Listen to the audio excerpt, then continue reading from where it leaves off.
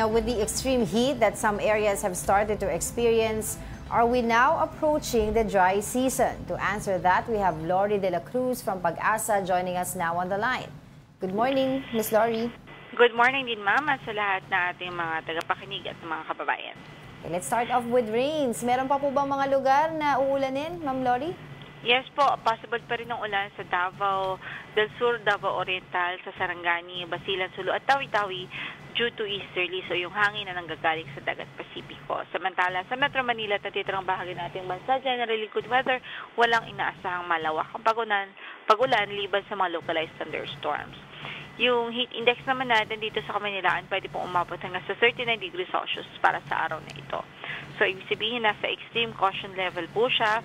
So, hindi po ina-advise yung mga intense na physical activities, yung mga pwede mag-cause ng heat exhaustion at mga heat cramps. Yes, sorry, Lori, go ahead. Yes po, actually yun lang po yung ating latest so far. Lori, of course, lagi natin naririnig yung yung word easterlies, no? Ang dami nagtatanong para siguro konting refresher lang sa mga kababayan natin. Ano yung easterlies at paano ito nabubuo? Well, yung easterlies, ito po yung hangin na nanggagaling sa dagat Pasipiko. Somehow, isa po ito sa mga weather phenomena kung saan. Kaya po ito nangyayari dahil sa pag-ikot po ng mundo, yung pag-rotate po ng ating mundo sa axis. So, kumbaga yung hangin na ito, yung parang isa sa mga effect nun, yung easterlies. So yun yung nakakarating po sa ating okay, hangin. so yung easterlies ba ang umiiral ngayon o may konting amihan pang pumapalo? Yes po, ngayon halos pure easterlies po or halos buong bansa easterlies ang nakakaapekto. Pero by tomorrow, may inasahan tayo. Starting tomorrow, may inaasahan po tayong another bugso ng amihan. So what will prompt you to declare na talagang dry season na talaga officially? How many days ng easterlies dapat or yung mga heat index na matataas kailangan maranasan? Sorry sir, sorry po. Kailan yung mga official masasabi na talagang dry season na? Kapag nakita po natin yung mga synoptic systems natin na talagang halos nagtapos na yung northeast monsoon. So I think ito na yung last na parang surge niya. After this, most likely transition na po tayo into tag-init. Okay. Yun nga daw po yung pinaka-question dyan, Miss Lori. Ano daw po yung explanation? Kasi in the previous years, kapag amihan season, medyo malamig talaga. Pero itong taon na to, parang hindi daw masyado naramdaman yung lamig ng amihan. Tapos ngayon, magta-transition na tayo to dry season. Kasi po kung maalala po natin, nagkaroon din po tayo ngayon ng La Nina phenomenon. So, yung epekto ng La Nina na naranasan po natin, ang isa sa mga characteristics ng La Nina ay yung tinatawag nating anomalous easterlies. Malakas yung easterlies. So, ibig sabihin nun, kapag malakas yung easterlies at this time of this year, na even if kasagsagan siya ng amihan, hindi makapenetrate po yung amihan natin hanggang sa Visayas or Mindanao. Hindi po siya makababa dahil nga yung easterlies niya ay hinaharangan. Kaya kung mapapansin nyo, ang naging dominant naman is yung shear line.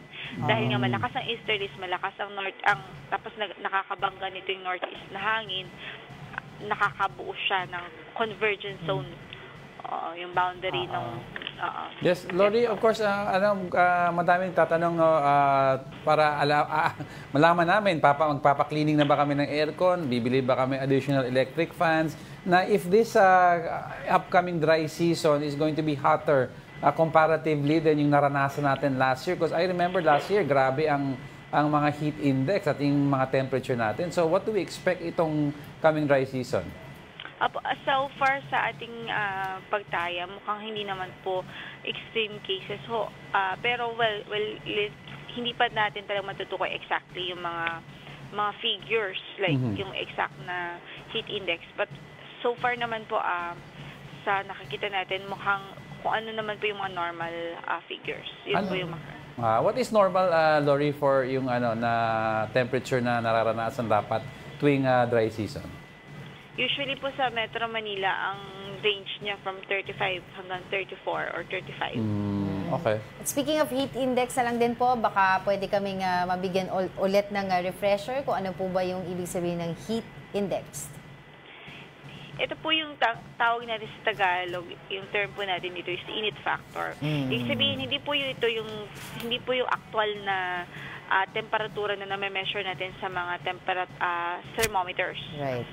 Pero dahil pinagsamang epekto nung mismong init ng panahon plus yung humidity in Tagalog in Tagalog yung tinatawag siguro yan na parang hamog, ganon, yung humidity niya. Kapag mataas ang humidity at mataas ang init ng panahon o temperatura ng environment, ang tendency po niyan, yung pawis natin hindi nakakalabas agad ng ating katawan. Yun yung yung nararamdaman ng katawan. Feels like, tama po. Feels like. So, ang pakaramdam natin mas mainit kasi hindi nagpe-perspire ng maayos.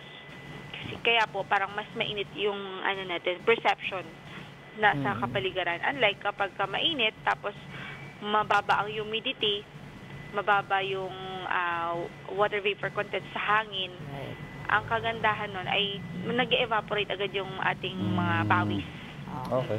Alright, maraming salamat po sa inyong oras, Lori De La Cruz from Pag-asa.